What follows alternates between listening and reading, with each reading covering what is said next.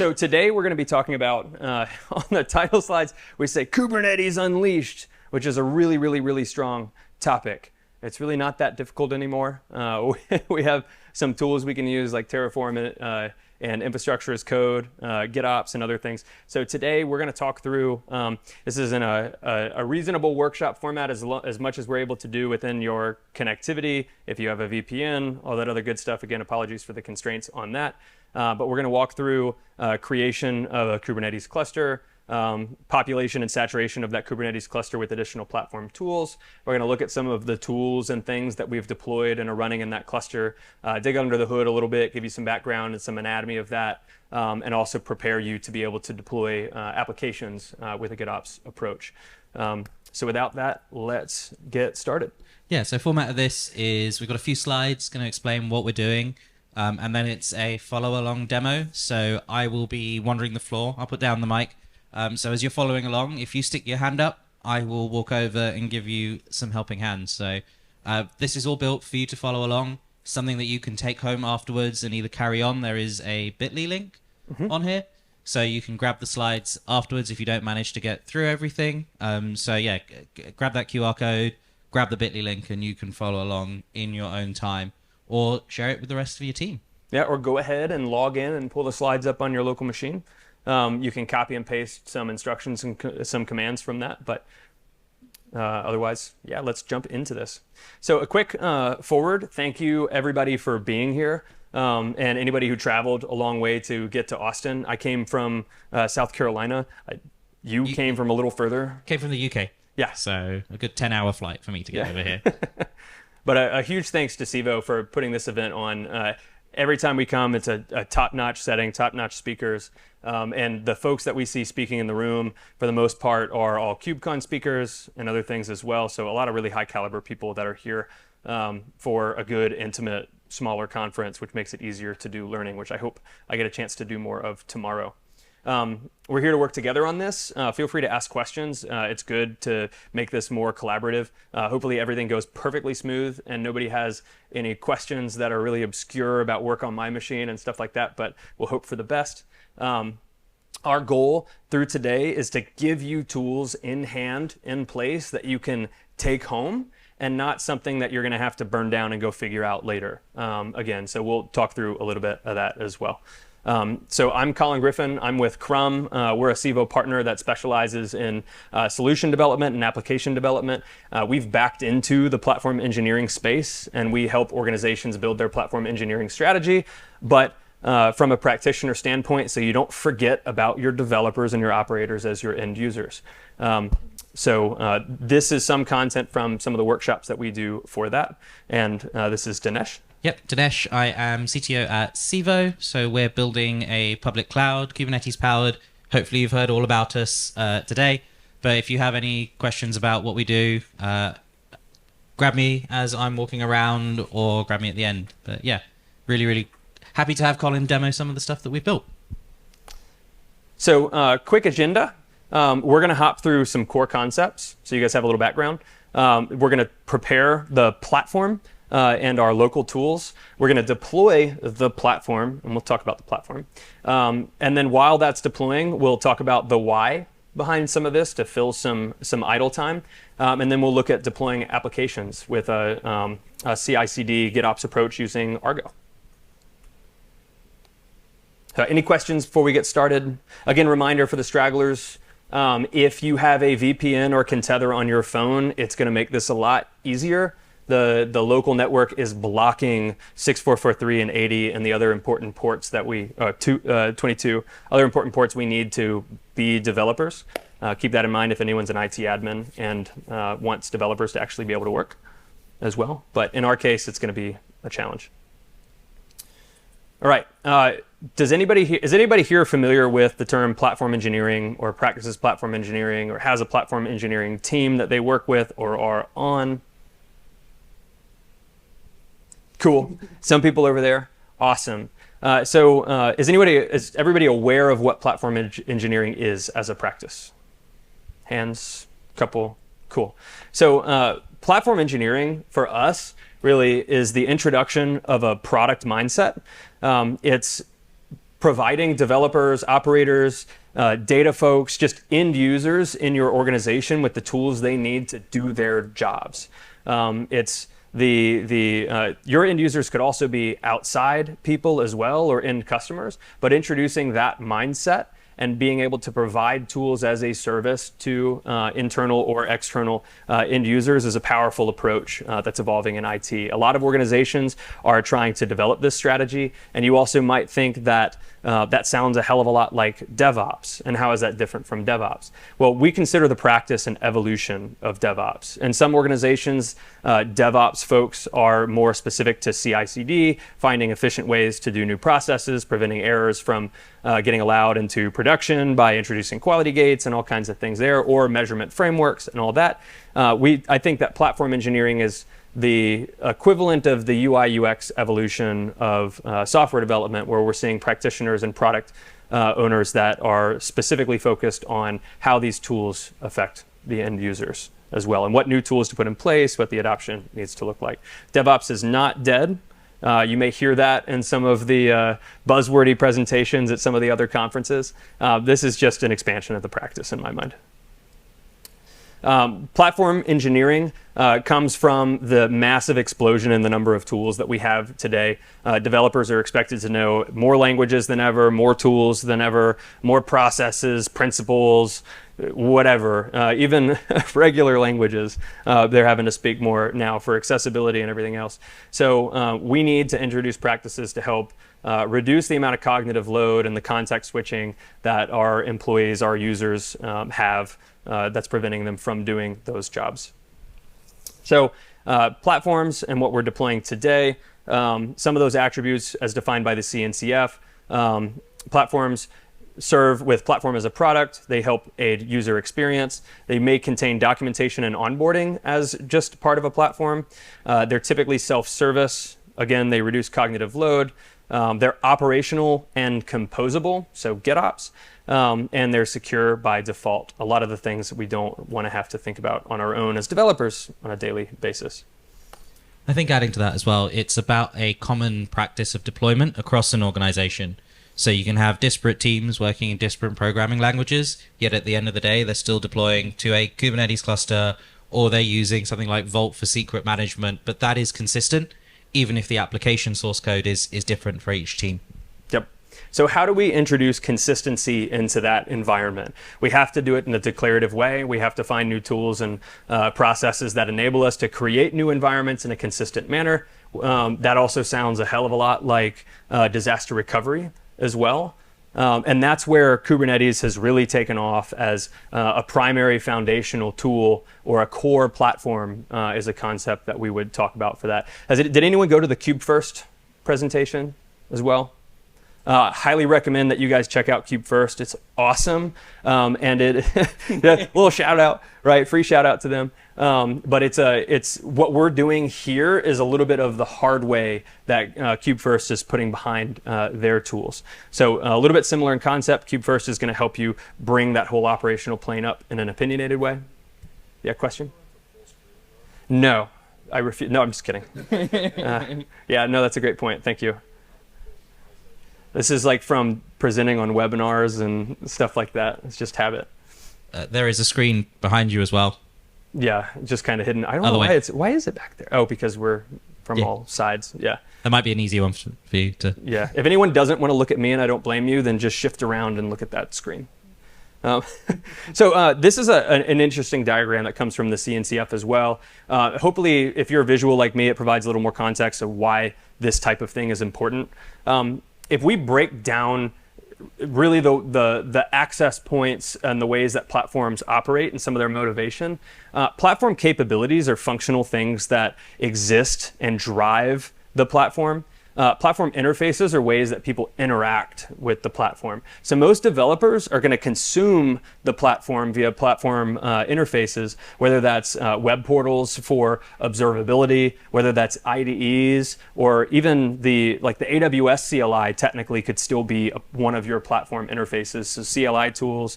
But another thing too is project and environmental templates. If anyone's using Backstage yet, or some of the golden standards, those are things that we can provide, like like access points we can provide to our end users so that they can get things done functionally.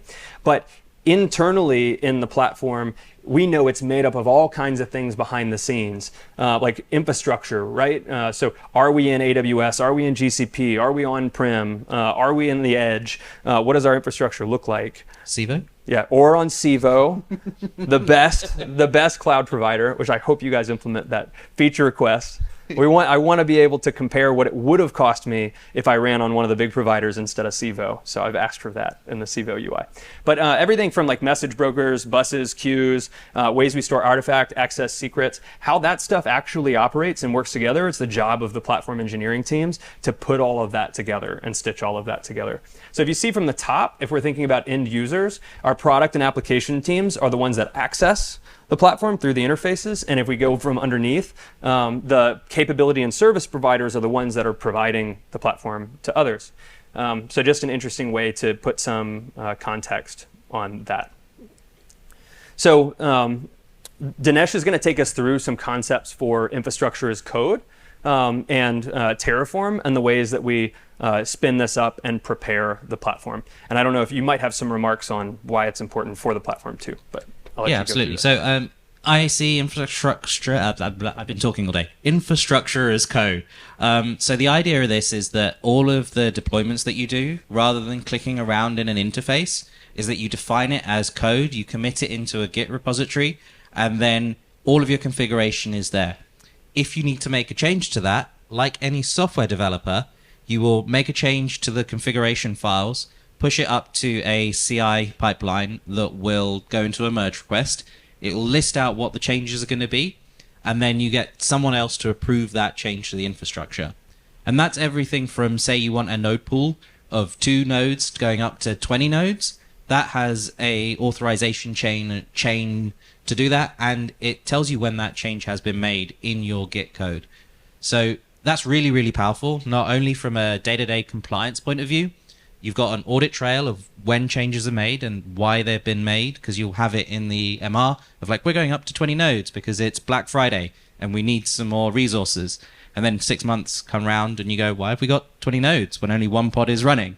At least you can track it back to the decision that you made to go up to 20 nodes. The other reason IAC is really important is for, as Colin mentioned, for DR.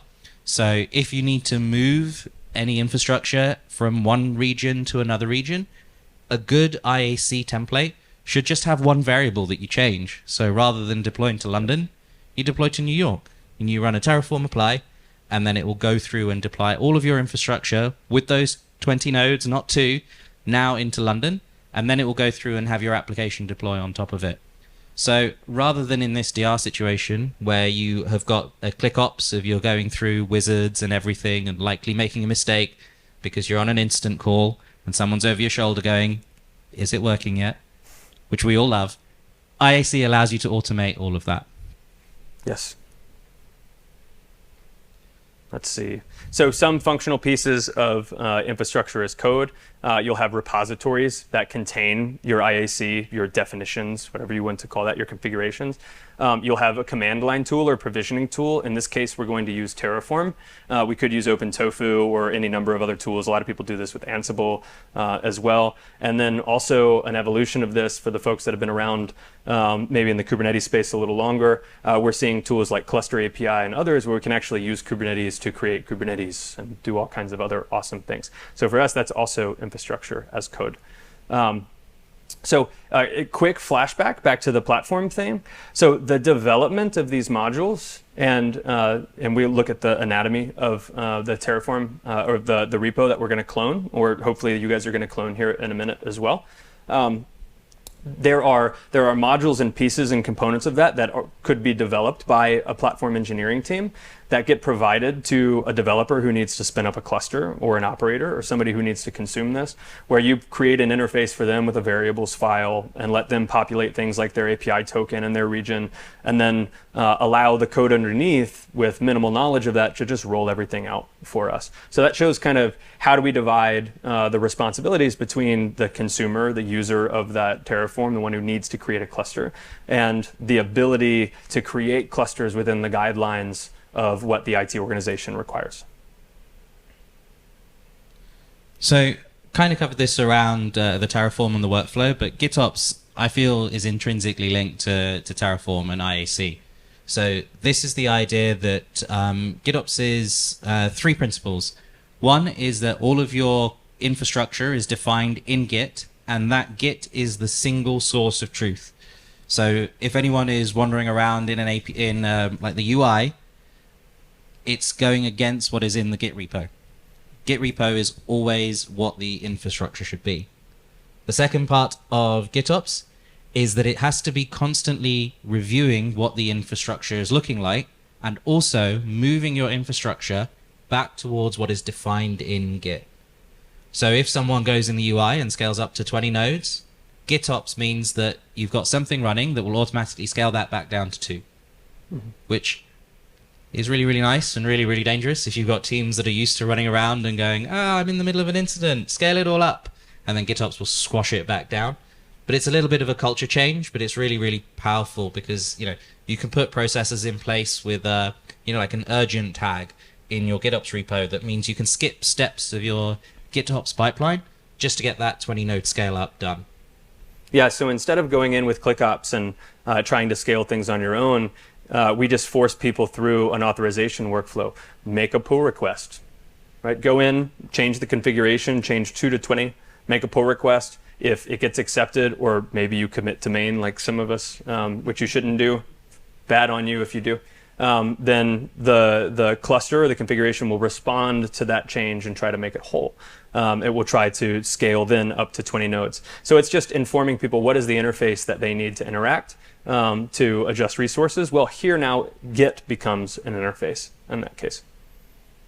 If you want more information on that, opengitops.dev is a great site for that. Oh, I thought I removed that line. That's okay.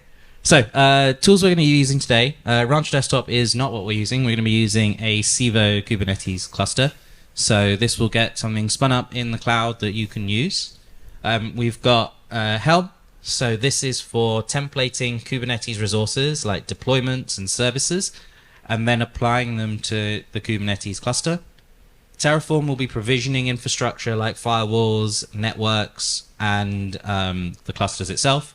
Civo is where we're going to be putting the infrastructure, and Argo is then the GitOps tool that is going to be constantly looking at what is in the cluster and keep reconciling and moving things back into the desired state of what is defined into Git. Yep. All right. So this is where we jump in and break everything. So our next section is platform and tool preparation. So we're going to walk you through what you need to do on your local machines. Some of you may already have some of these tools, but it's really just getting Terraform in place. And we'll go back and review some of this stuff. So I am going to skip through. All right. So when we're going through this, I'm going to put the microphone down. I'm going to be wandering the room. So please just hold your hand up, and I will come and make sure that you're following along and Colin isn't going too fast. I'll shout at you. Yeah, typically we do this workshop in about 4 hours. So we're going to blow through it today. All right. So advantages of using Terraform. Terraform is multi-cloud, stateful, scalable. It has good accuracy, stability, all the good things. I'm not going to get into the argument of if you should use OpenTofu or Terraform. Not the time or place. We're just going to use Terraform as like the concept today. All right, if you have the slides in front of you and you don't have Terraform yet, go ahead and visit this URL and download and install Terraform on your local machine. A bunch of different ways to do that. It's going to give you options to either brew install, apt-get install, there's a chocolatey install. This runs on any OS, so you just have to go in and pick your flavor. So go ahead and jump into that now. Is anybody just going to watch and not try? Okay. So be patient while we give folks a couple of minutes. Is it worth going back to the QR code as well once this is done? All? Yeah. Somebody wanted me to go full screen. All right. There's the QR code if you need it again. It should help with copy pasting links out of this document. We're going to be pulling Git repos as well, so really recommend grabbing this and having it locally.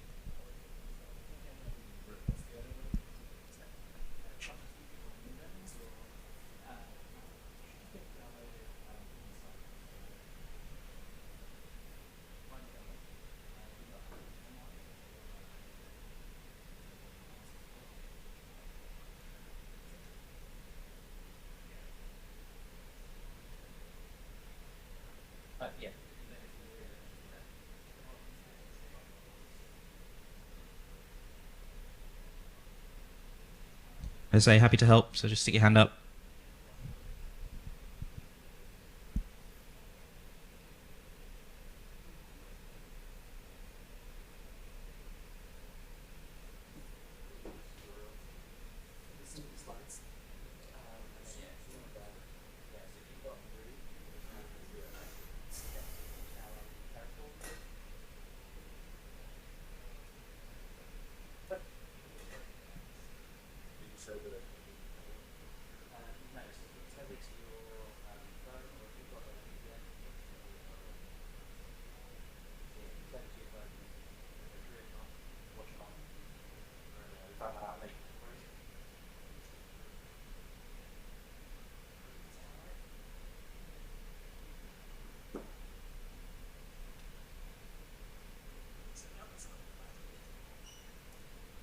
So hopefully you've all got Terraform installed now. What's the next one, Colin? Let's see.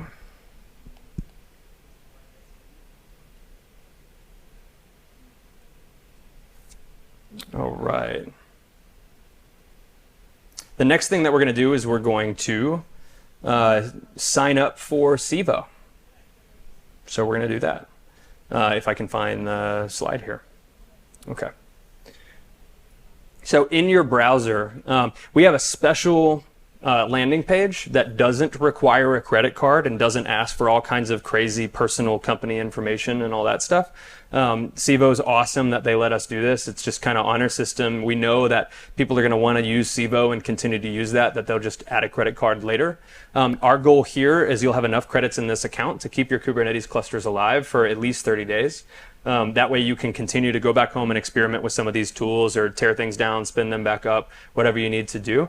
But just keep in mind, if you want to keep it going for longer than that, you're going to run out of credits. So go ahead and just add a credit card. Civo is awesome. It's inexpensive, or I should say it's appropriately priced for how the cloud should be today. And so we actually leverage Civo as our platform operator of choice. We manage other downstream clusters and other environments, including on-prem, from Civo. Personally in practice, and that's been really successful for us. So the website is civo.com/our company, which is Crumware, so Krumware. You can use a personal email, company email, doesn't really matter. Let me know, somebody give me nods or winks or high fives or hands ups once that's done, so I know I can move on. What we're going to get from this is we're going to get a Civo API key. And we can select a region. We can do that in code, though. But we really need that API key so that we can deploy resources in our clusters.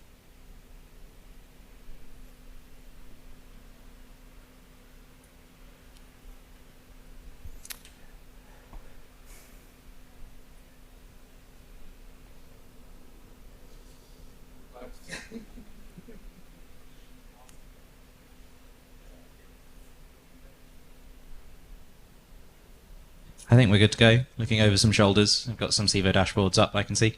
Okay, sounds good. Anyone not ready? Yeah, you need help? Whoop.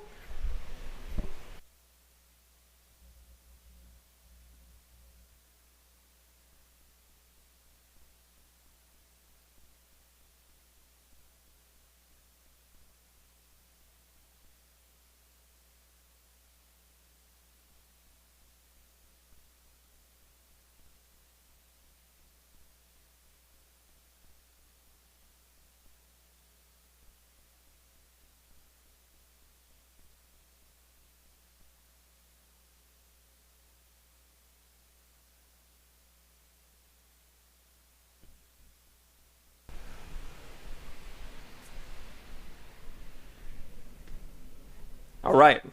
So while we're doing that, and we're going to show you Civo in a minute, what we're going to do, we have a public repository that we use for this kind of foundational core platform. Feel free to fork this, star this, whatever you want to do with this, take it home, make money on it. We certainly don't make enough on it, so or pay us for it, that's cool too, if you want. No, I'm just kidding.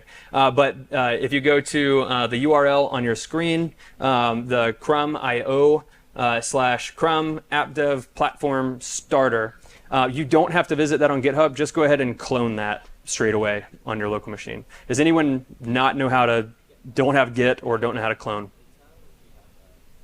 Cool, we're all good on that. So this is going to be our Terraform that we're going to use to deploy everything.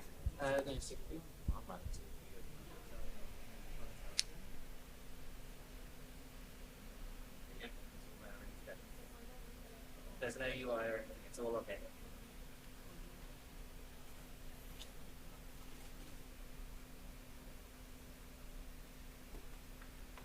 Let me see the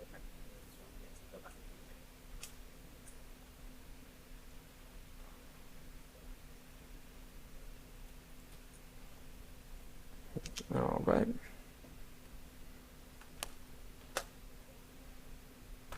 Is anyone having problems with the git clone, or have you got the repo down and ready to go? Colin, you done your git clone? Have you done your git clone? Maybe. I've got it already cloned. We're good over here. I hope. It all depends on that hotspot. It's my hotspot, isn't it? Yeah, it's your hotspot. Yeah. Thanks for the data. Sorry? Yeah, the URL. Let's see. It's right here.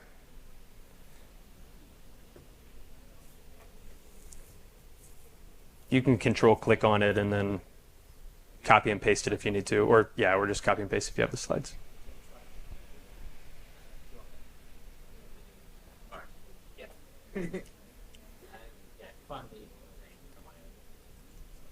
All right, does anybody have it cloned? Cloned. Sweet. Feel free to plug through that thing. Just don't delete anything. We'll go through the anatomy of it, but if you're familiar with Terraform 2, you can go critique it. I'm sure there's some stuff we can do better. But you know, the last 10% takes 90% of the time, so we'll just assume we're 90% of the way there. All right, are they good? Sweet. All right. So if we look through this repository, the README is actually pretty extensive here. So it's going to walk through and show you some of the same steps and things that we're going to do now, as well as have some directions about contributing. But our goal again here, what we do as an organization is we train developers in place on these tools. And so we help establish their best practices and patterns and then teach them how to fish, essentially. So in this case, you know, we're trying to make sure that you can take this repository home and do it on your own after this. Once you've done it once, the steps should feel familiar the next time and be easier to rerun.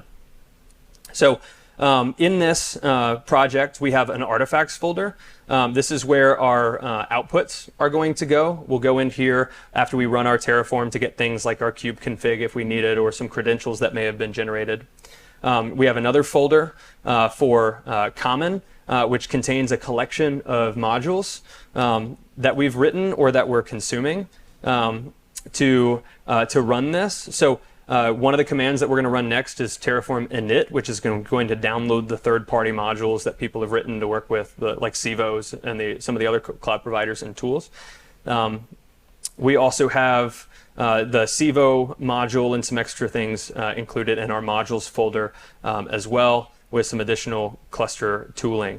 Our cluster tooling is some of the applications that we're going to install into the cluster once the infrastructure is available.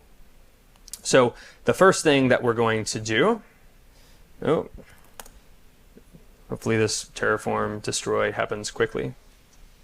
We are going to run, let's see, I don't want PowerShell, and I want to open up a Ubuntu.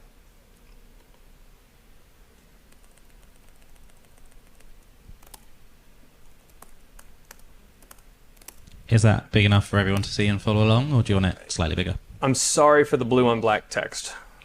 I don't know if I can easily change that. It actually looks okay. It looks better on those screens than it does on my screen. All right, so the first thing that we're going to do is run Terraform init. So go ahead on your local machines, run Terraform init.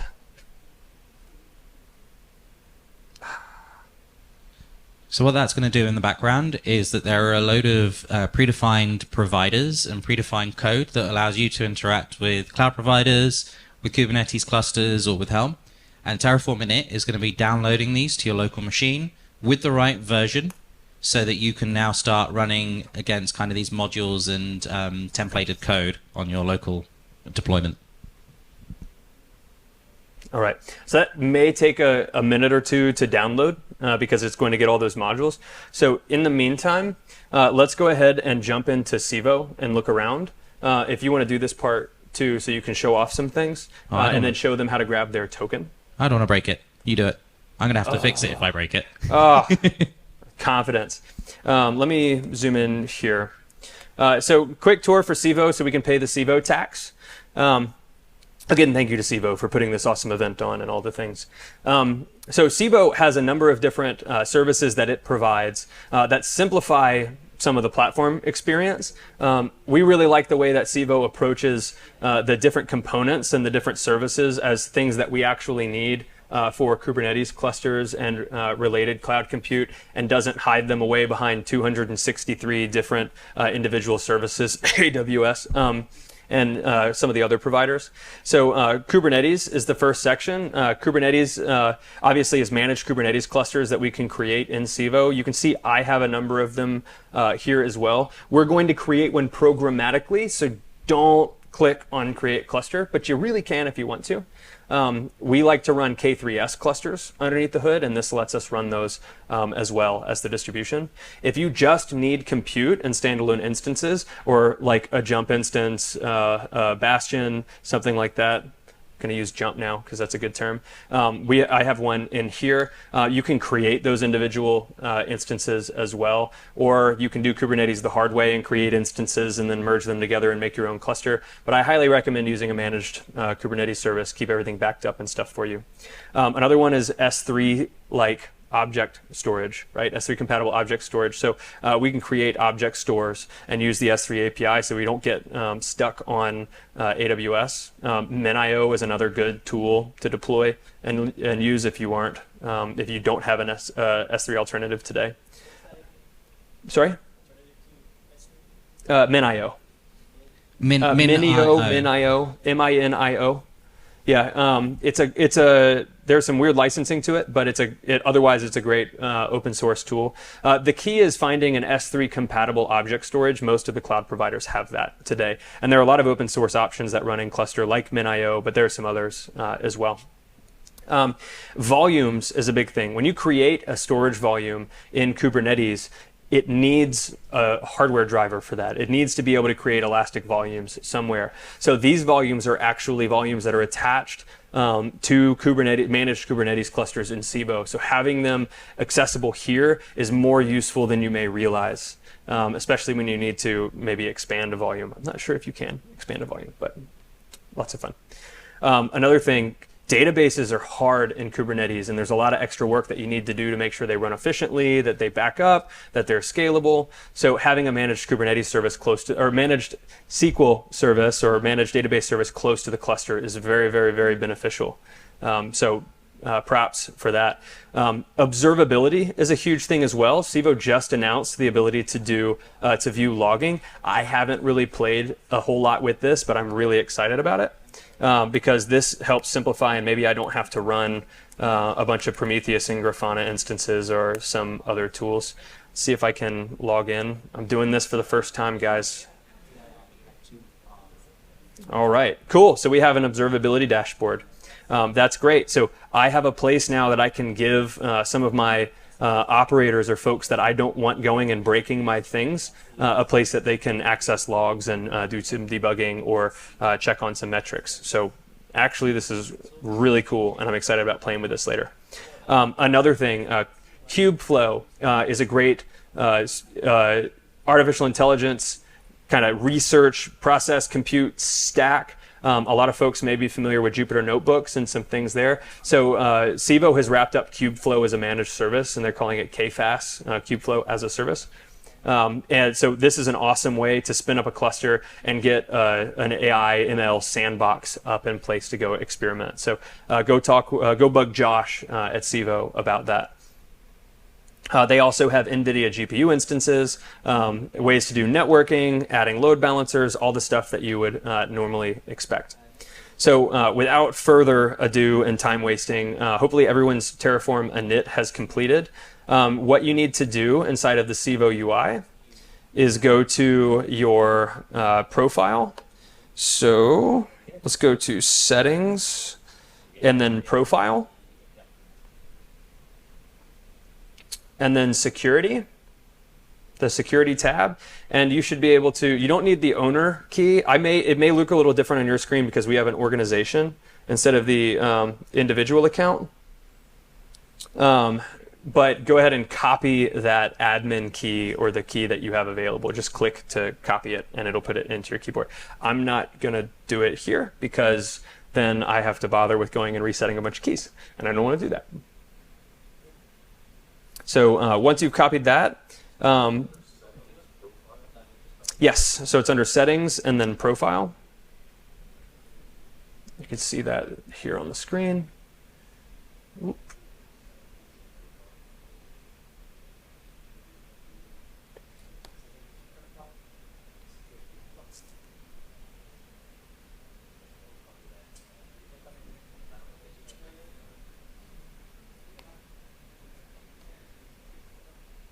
I'm really excited about that logging thing because I would have been able to go in and debug using the logging tool earlier when we were trying to figure out the networking issues.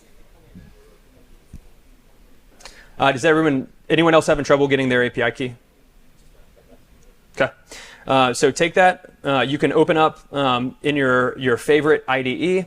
I guess it is going to have my key in here if I open this up. So, well, I just have to reset it. Okay. Open up the sample. Open up the sample.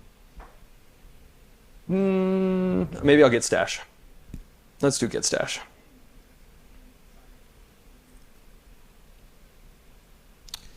Brain. Terminal. Get stash. Status or get status. We good? All right. So in the repository, you'll find a terraform.tf vars.example file. So what we've done is we've simplified the options. We have more variables available elsewhere that we've added to the chart, but you'll see 3 different variables here. You'll have Civo region, Civo token, which is where you should paste that API token, and email address. Note your email address does need to be a valid email address because we're using SSL IP to generate certificates, and it will fail if it's not a valid IP address or valid email address. So I'm actually on mine going to change my region to NYC 1 instead of London because we're a little bit closer to New York. So we're going to use that one. And then I would paste my token in here. I've already got it in a file in the background. And then I would do my email, which is colin@crumb.io. Go sign me up for all of the spam lists. I think I'm on all of them anyway. All right. So return to your terminal. I'll go ahead and run Terraform init again just to be sure. Let me see if my destroy was done. Let's run that one again.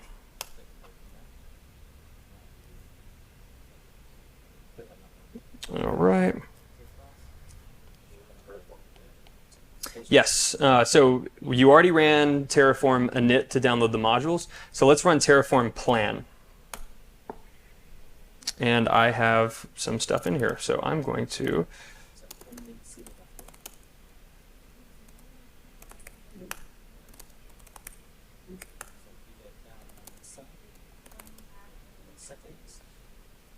reclone on mine.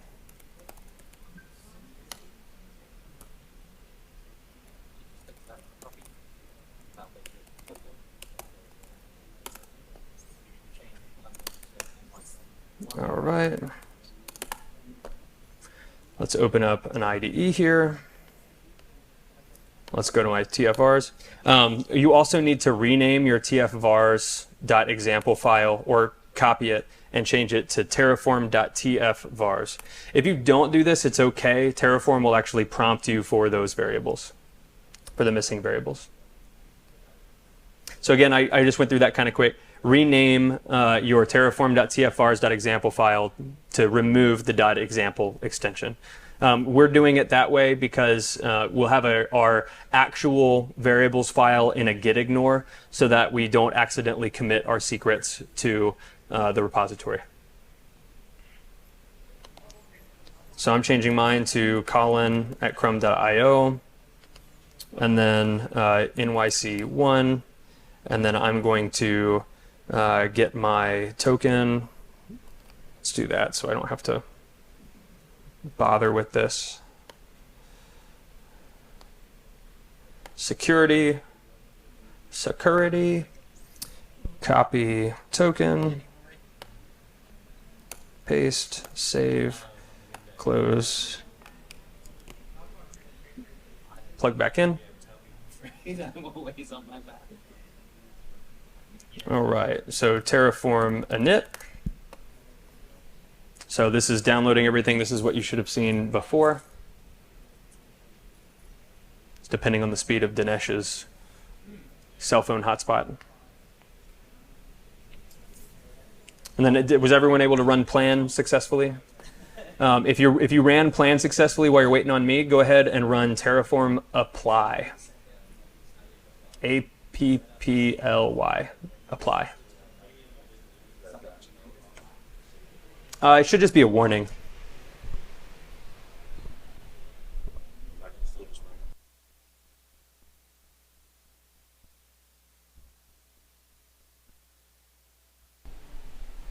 It didn't used to be helpful like that.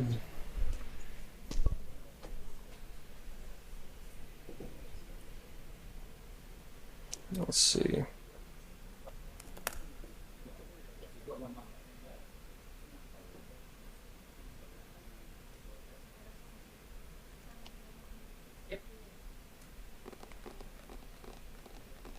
Has my hotspot died? Did it die? Oh, no, it is dying. I am killing it. Thanks. Yep. So while this is working and while that's applying, we're going to go back to some other background information too, trying to slow myself down and buy some time. One of the really nice things about spinning infrastructure up this way is it gives our developers a way to create environments that they can then go develop inside of. Yes, Dinesh. Just checking. Should everyone have run an apply? And yes, everyone should have run apply. Terraform apply is the next command to run. You'll then get prompted to say yes as well. So if you have not run Terraform apply, please put your hand up and I will come and give you a hand. Cool. All right, so I ran Terraform plan. And that's going to go. So what Terraform plan is going to do, Terraform has a state file. It's going to keep state. So it will reach out to the resources we've configured and try to detect, are there any differences with my local state versus what you're trying to create?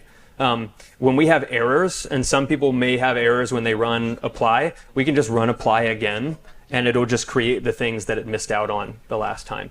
So one of the really helpful things about Terraform. So again, Terraform apply.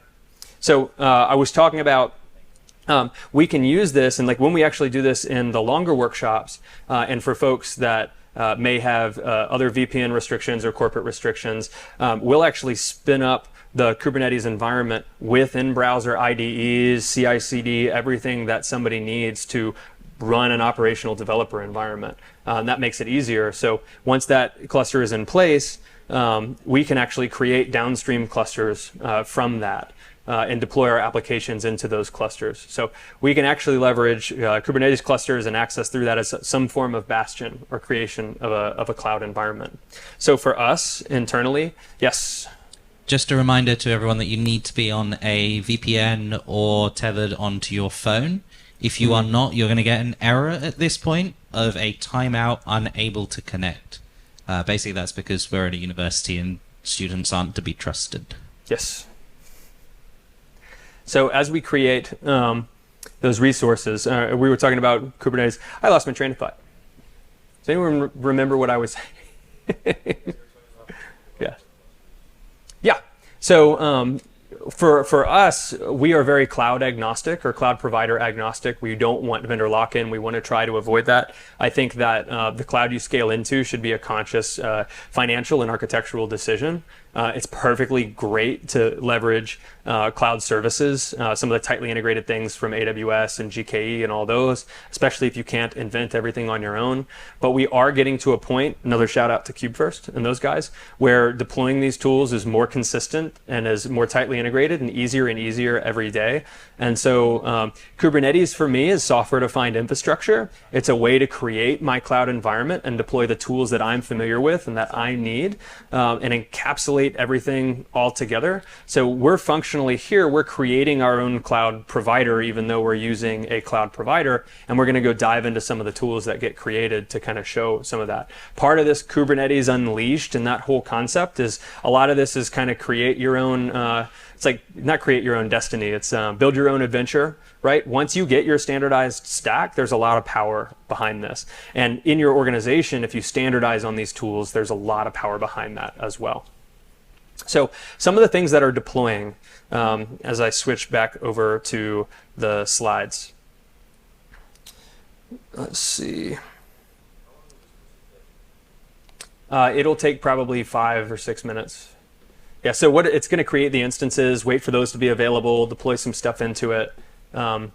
So complain to that guy right there if it's taking too long, because it's his fault.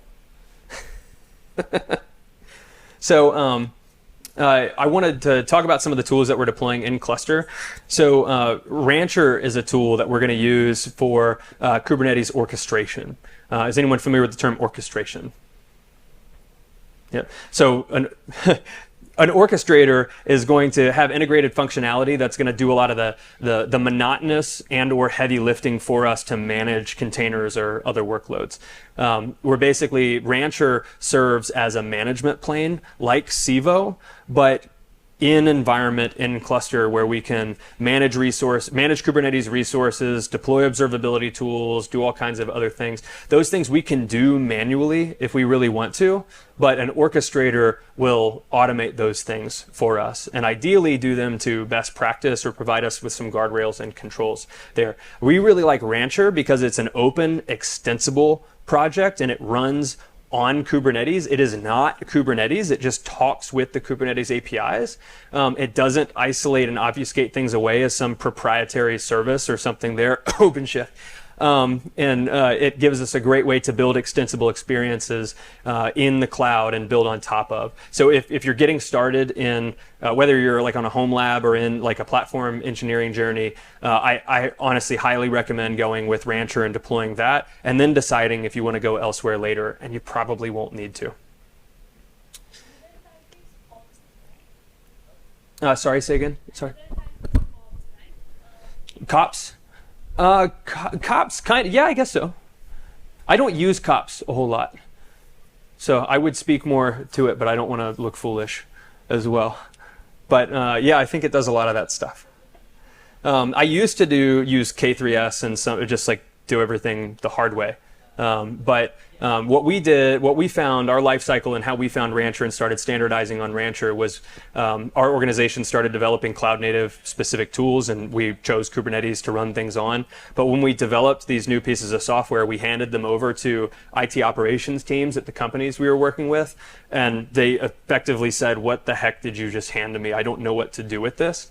And so we needed to provide them with tools that gave them a cloud management environment or some things that they were familiar with that they could learn on, train on, develop on, have some guardrails. And that kind of backed us into this practice of platform engineering as well. We realized that the people that are working on the platform as end users are just as important, right, as people that are consuming from the platform. So we really like this as a tool. If I overlay Rancher on top and its ecosystem on top of the diagram that we showed you earlier, Rancher has a lot of things, apologies for the size, but there's a lot of things out of the box that it covers. Everything from single sign-on, you're going to have to roll your own single sign-on policies and rules and things like that if you do this the hard way. You can integrate with Active Directory, GitHub, whatever. That's how we do it. You're going to get to play with this in a minute too. There's policy enforcement and governance and CIS benchmarks and things deployed out of the box. Most importantly is node and cluster management. There are a lot of baked-in cluster drivers. You can create downstream EKS, AKS, vSphere, Nutanix, work on Harvester, create import clusters that are already existing. There's all kinds of cluster lifecycle management tools that it simplifies. And then there are some things that you'd have to roll your own on as well, like backup. It has automated backup. Longhorn is a storage tool that we're deploying. NuVector, this is all totally open source, by the way, not proprietary. NuVector is an in-cluster security tool that you can do zero trust and file drift and block processes and don't have to install agents and do all kinds of nice things. It'll also come with monitoring alerts, dashboards, everything else. So that's all just kind of baked in one package. So a lot of really nice things there that we get. So let's check on the deployment. So this is still going. Is anybody's done? Uh-oh. It's probably, is it the 6443 issue? Oh, from London to New York, yeah. NYC 1? Huh. Yes, just switch to New York.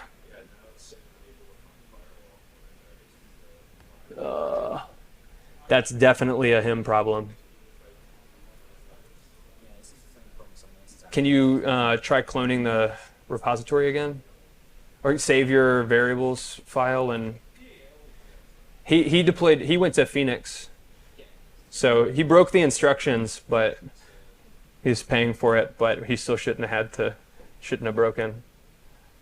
I really hope we can tell Civo's CTO about all the issues and problems. No, I'm just kidding. We'll chalk it up to product release. So my resources just created today, or just created. So what we're going to do, if we go back to our file system, let's go to, let's go to artifacts. And then let's look at this Rancher admin password file. If somebody is slick enough at home to somehow get my password from the presentation and jump backwards in time when the recording was being made and not as just now becoming available, feel free to jump in and destroy everything. What we have here, we've used SSLIP. SSLIP is a great tool to create an SSL certificate for us. You're just prefixing an actual IP address. So we're instead of having to create our own certificate and go through that rigmarole, we have a URL that's available with HTTPS. So I'm going to launch that in my browser. And I have a Rancher instance that's loading up. I'm going to go ahead and grab my password. So Rancher generates a password for us for the owner user that it will create out of the gate. If I can find my thing. So I'm going to copy that password as well. And if you would like, you don't have to. I don't want to try to explain it to folks. You can go download your kube config from that same folder and use something like Lens or update your local kube config and connect that way if you would like. But everything that we need to do, we can actually do through Rancher. We do seem to be having some mobile phone providers also not allowing 6443 for fun and profit. Make sure, I had the same problem earlier, make sure you're not also on Wi-Fi on your phone because the hotspot will just pass it through to the other Wi-Fi. And that's what blocked me earlier. Sorry? It did block you? I hate that. Do you have a VPN? Yes, I'm trying now with VPN. Okay. Hopefully fingers crossed. If not, we'll walk you through the stuff, and all the resources or everything there is in the slides. It's in the READMEs. You can go back home and do this stuff, or you can send me an email. We can set up more webinars and do all the stuff later. I want to make sure everybody gets a chance to have fun with this stuff. So I'm going to go ahead. Did anyone complete successfully, or am I going off script now? Can we just wait? Okay, so his is maybe good, another minute. I've Okay. got to this side that might be building. Cool. Okay. Yes. Oh, you're good. Okay. Sweet. So did you see to where you can get the SSL IP? Okay. Cool. So it's under artifacts. I'll pull that directory up. Yeah, output files. Got it. Yeah, so you'll have a kubeconfig. There's a Longhorn UI, new vector, some other things. Again, there's a README in there that says this is where the output files are stored. Again, if you have errors, usually you can just rerun Terraform apply, and it'll eventually populate everything that you need. All right. So I had a slide that showed more stuff.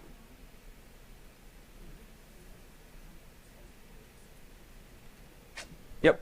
All right.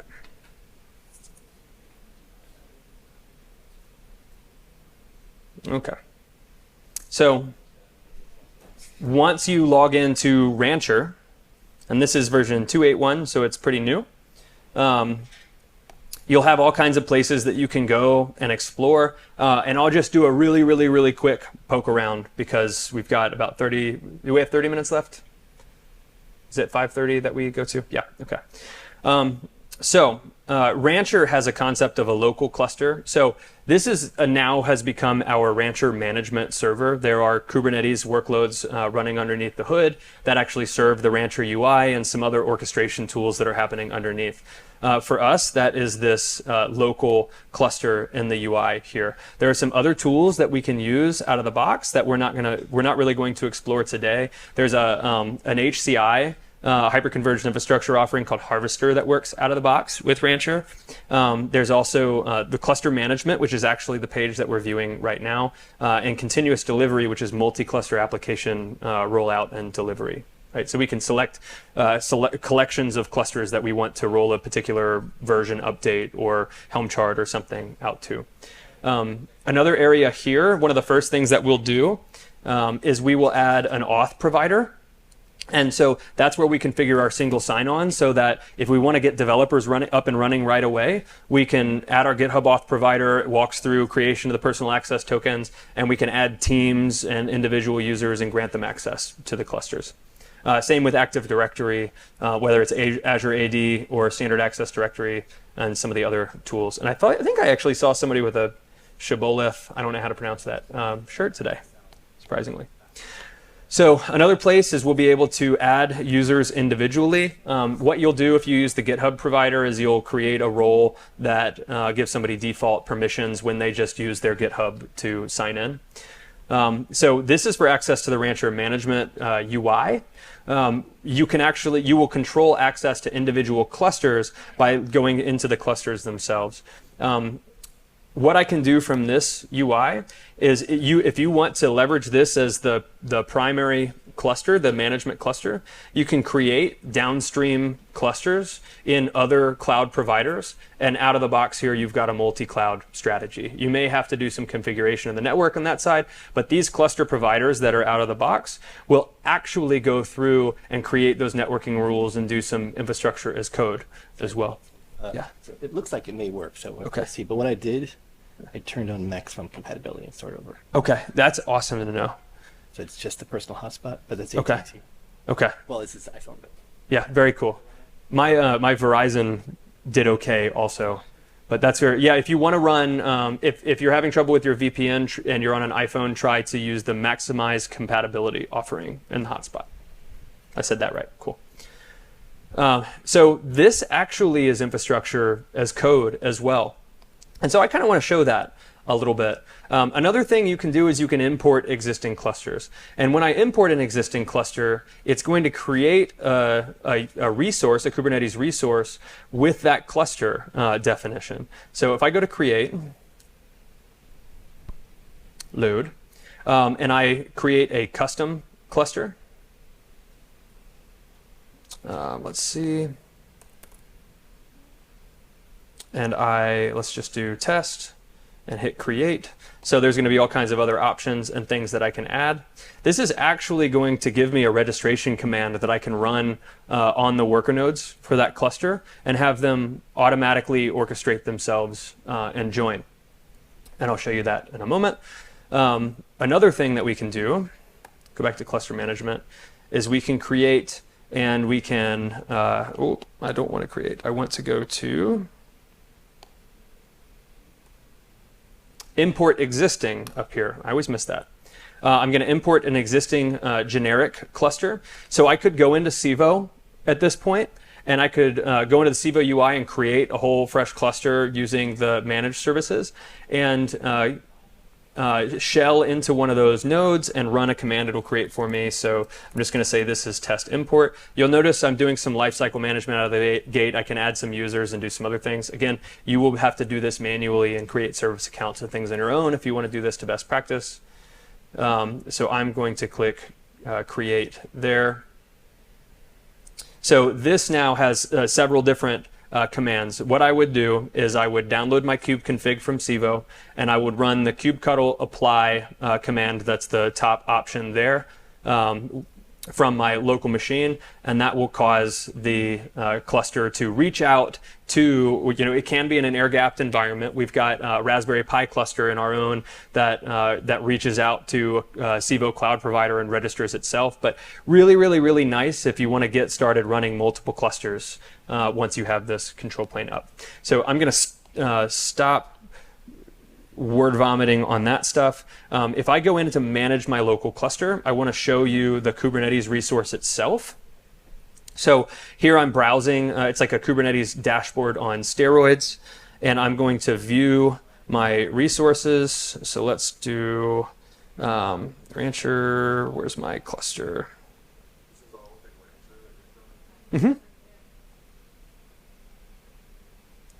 And I can never remember where. Oh. Is it in cluster? No.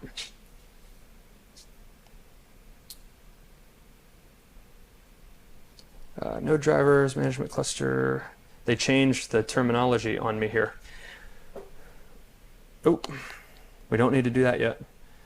So if I go and view the YAML, so we'll actually see that this is a cluster resource here.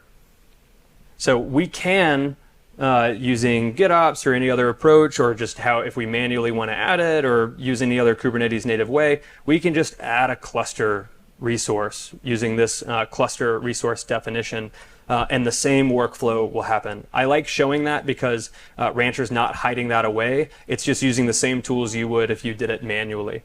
So from infrastructure as code standpoint, you can go reverse engineer, create a cluster manually, and then apply those to other templates for doing this in a more automated fashion down the road. So very cool that they let us do that. Colin? Yeah. Do we need to do the apply of the cluster here? You can help. No, you don't. No, I was just kind of showing what you can. We do that in the bigger workshops. We just don't have time today. So the important place that we're going to go next is the charts section. So is anyone familiar with a Helm chart? So yes? Question or chart? Cool. So a Helm chart is basically a package of templates, Kubernetes resource templates that we can saturate with additional variables and runtime things, so we can print and stamp multiple instances of applications or guide users through configuration and deployment of those applications. Rancher, like many of the other orchestrators, has a marketplace out of the gate that contains a lot of these definitions for us and makes it easier to deploy things. But for us, we're actually going to add our own Helm chart. But we do have an installed application out of the gate that has come with our Terraform. So for our Terraform, we've actually gone ahead and installed Argo CD. So has anybody used Argo CD before? A little bit. So Argo CD is a great continuous deployment tool. Argo and Backstage are probably the two most commonly used words that I hear at KubeCon and some of the other conferences. But we love Argo. It's great. We actually use it to roll out those cluster resources that we showed you before, so that we can basically Helm install our downstream clusters, so that our developers, if they want to create new resources, they just Helm install things. So we're limiting the number of interfaces that they have to work with. So if we want to access that, we're going to go to Service Discovery and choose Ingresses. I hate how blown up this is, but it's there. And you have, it's argocd.yourip.sslip.io. Right? So that's created, and we should have, if we want to get the login information for that, we're going to go grab this secret.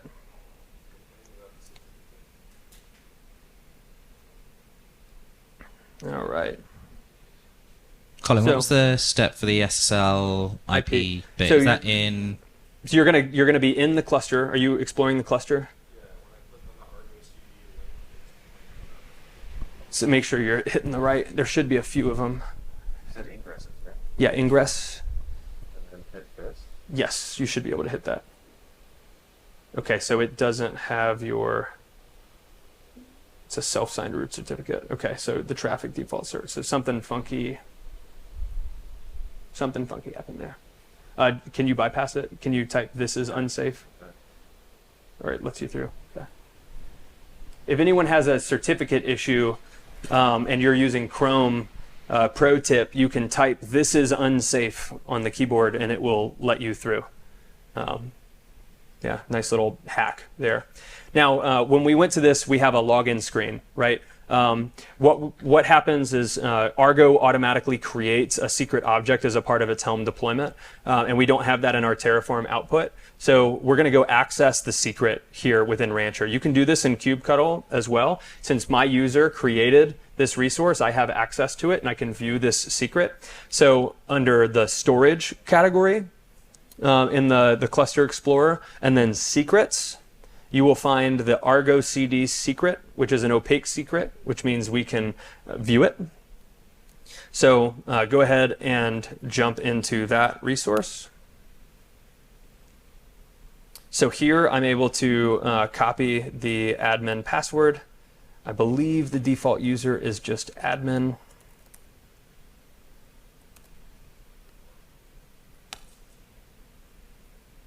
Great.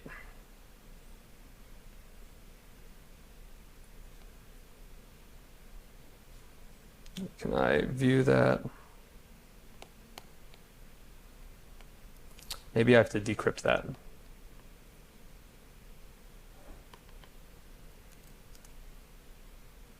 Awesome.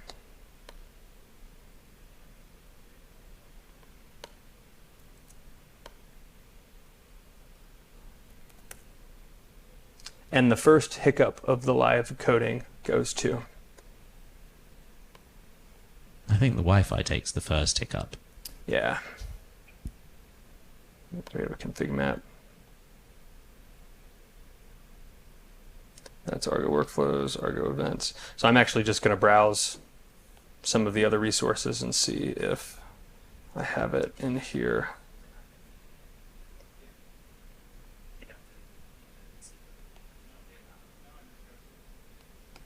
Let's see if we did output it.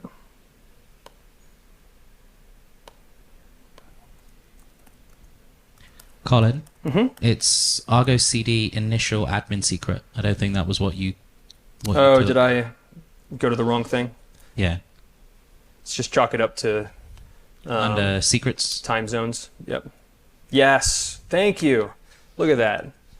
Thank you, Jason. You're an expert and I'm not now. All right. I wish I had brought a T-shirt or some award. I'll give you a hug and a pat on the back. Boom. All right, cool. So now we have access to Argo. So awesome. We have some CI/CD here now, which is great. All right. So through the Argo UI, you can manually add repositories and to get ready for Git, and then manually add applications as well. What we're going to do, if we have enough time, is we're going to use a Helm install to actually add our applications. So there's a pattern that has popularized because of Argo, and let's go look at some of that. Here's a quick architecture diagram. I've got Sonatype in here, but you have to enable a Boolean flag to do that. That's if you want to do Nexus Repository Manager and do some local air-gap stuff. But effectively, we've got like Docker Hub and GitHub that we're using outside of the cluster. And then in the cluster, we have Rancher, Argo, and other tools. And our applications will be deployed alongside that. So Terraform has created those. Kubernetes is in Civo. Helm interacts with the platform there. Let's see. We don't have time for the other stuff. All right, we did the Rancher admin password. Now we're going to install an app of apps chart. Is anyone familiar with the app of apps pattern for Argo, or just in general for Helm charts? So what the app of apps pattern is there's a custom resource for Argo and some other CD tools that enables us to create an application resource. That application resource is that definition of our app. And it contains things like what repository am I going to use, what are the secrets, how many replicas, there's a number of other things. But when we deploy complex applications, we'll likely have one umbrella Helm chart that covers the infrastructure components of our application, so maybe database, message buses, caches, some storage items, additional secrets, other things. Those all need to get packaged up as one bundle. But what if we want to deploy multiple and manage multiple instances of that application? Or maybe that grouping itself is a part of a larger bundle that we need to compile. What we're able to do is we're able to have a Helm chart which actually contains applications which then reference the Helm charts for those components. So we can create this cascade. And that is what this looks like here. So on one end, we may have an app of apps chart repository. And what's going to live in there is the multiple applications that we want to deploy to this repository. And that will have references to other applications and other Helm charts that may have applications to other applications and Helm charts. One thing that's really powerful here is the popularization of the concept of this core platform. And we mentioned it earlier. It's like, what's the minimal amount of tools that I need to spin up to make the platform be able to start to build and compose itself? So the technique that we follow is if we use an app of apps chart, and if we use the out-of-the-box configuration that you guys have with this repo today, where you've got Rancher as a manager that's going to do some of the extra stuff, and then you've got Argo, which will do the rollout.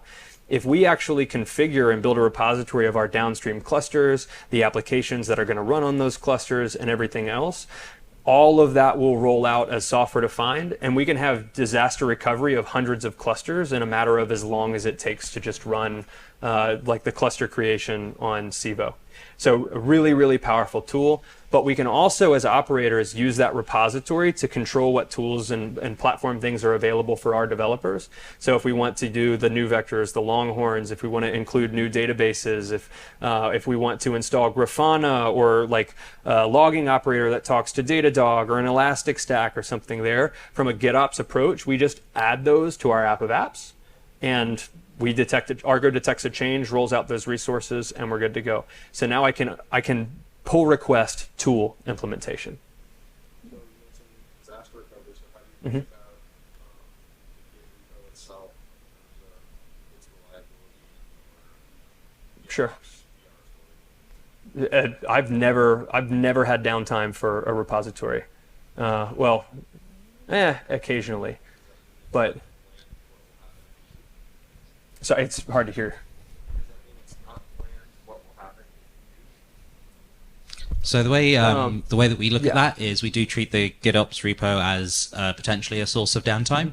what we have is a cron job that runs inside the mirror. cluster that clones the Git repo and keeps it local to the cluster. And then you have your GitOps repo in like Argo syncing to that local copy of the GitOps repo.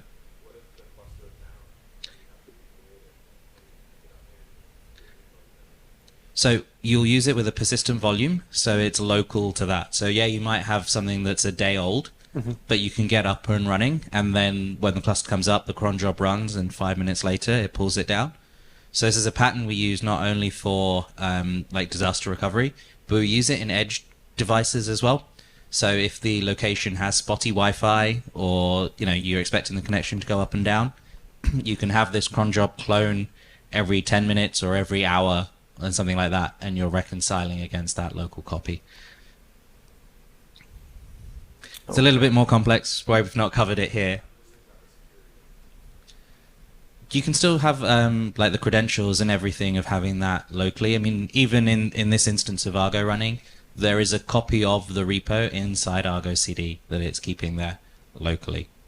If you're thinking about secrets management as well and things like that, you shouldn't be storing secrets in the GitOps repo. There are other ways of doing all of that. Did I kill the repository up here? All right. Let's make sure we All right. So yeah, another thing that you can do is you can render the charts into like an S3 bucket or some other storage that's off cloud provider. Is a way you can do that as well. But so the question was, what if your Git repository is unavailable? So you need to have a backup of your Git repository. The way Argo works as well is that if it's unable to access the Git repository, it doesn't delete everything. It just kind of keeps it where it is, and then when your Git repo comes back online, it will pull the latest change and then carry on going. Obviously, if you need to make a change in a breaking situation, it is an issue, but you should, looking at that as part of your DR systems and how you handle that. You can do some crazy things with services like Dragonfly that will sync a Git repo locally across multiple clusters. It's kind of like BitTorrent for distributing files and configs. So there are lots of technologies that you can get into to start handling these scenarios. Just depends on how deep you want to be going. Yeah, I'm just thinking if you were using GitOps and you're restricting people from being able to log into production systems, and it's your single source of truth, and then your source of truth goes away, and then you've got a production incident. You can. There is the ability to turn Argo off, so you can have runbooks and things that is Argo is managed by a stateful set, so you can scale that stateful set down to 0, apply changes, and then know as part of your recovery process that you need to apply those manual changes back before you start Argo back online. Argo in this instance is applied with autosync as well, so a true GitOps nature of always pushing you towards desired state. You can turn autosync off, and that means that you can apply those changes, and Argo CD will give you a diff of what is in cluster versus what is in GitOps that you can use to recover from these scenarios. Let's see. I am missing my instructions for this one.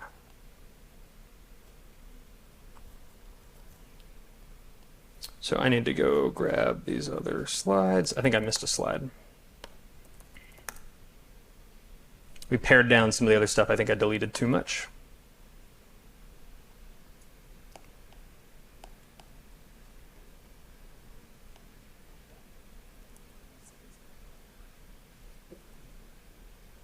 So that's that.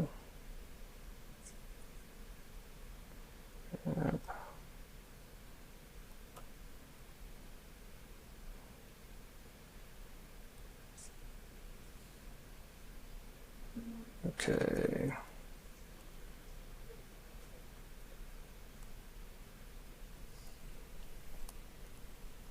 Adding a new app.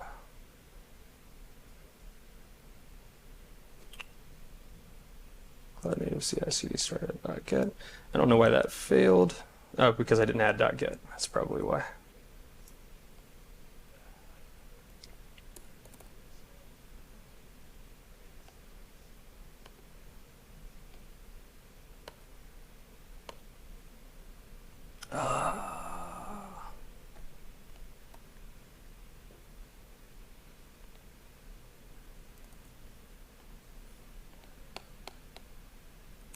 So the next step is to add the repository for the Helm chart. And I'm having trouble with that. Oh, because I need to do the Git repository, not HTTPS. Sweet. All right. So what you're going to do, we're going to go to apps and then repositories. And then it's in slide. Let's go back to CI/CD starter.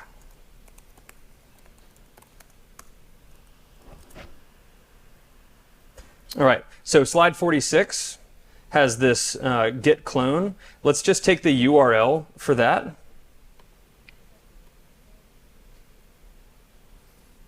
Copy the .git, the full .git URL. And we're going to go back to Rancher. This is going to be the same thing as doing a Helm repo add for folks who are familiar with doing this manually.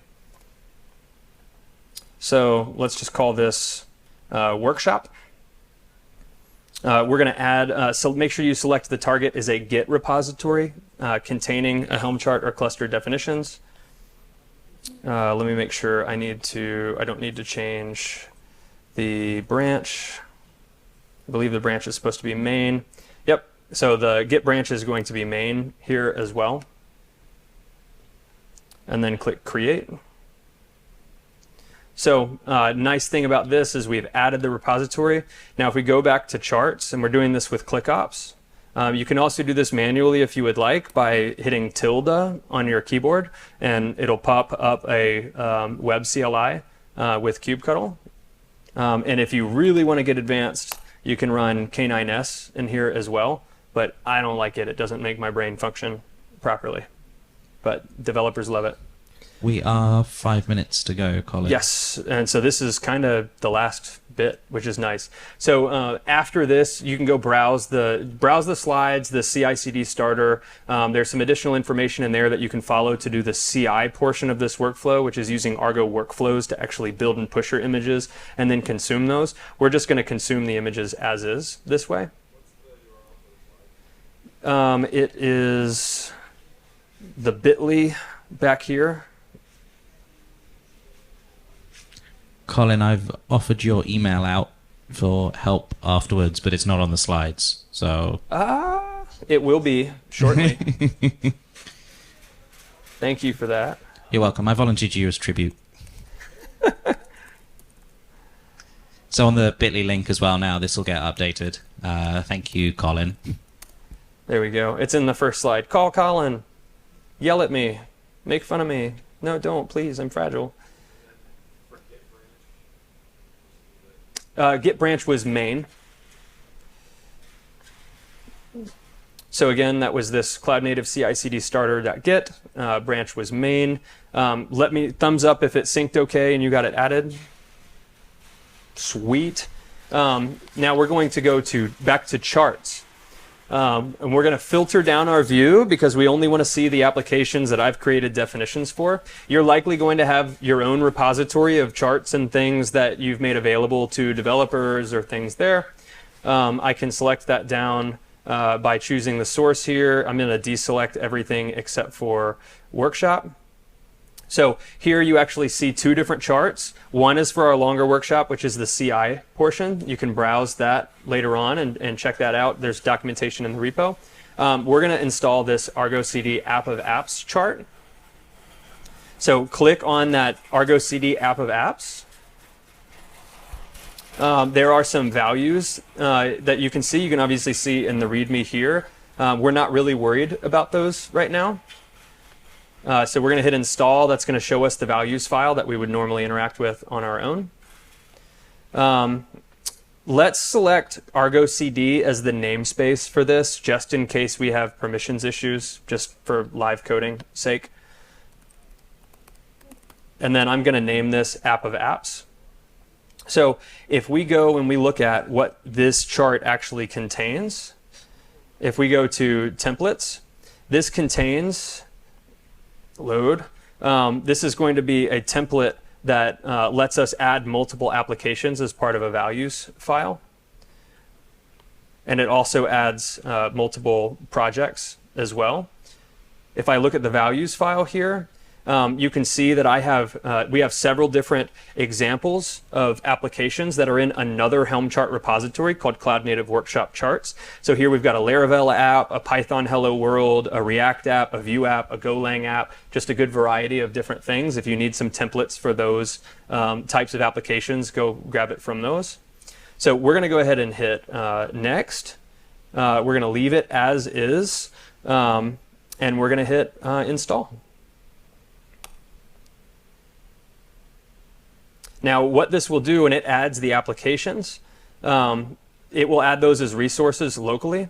And if we go back to Argo CD, we have now populated Argo CD with apps, and these apps are all going to roll out on their own. So this is that GitOps approach.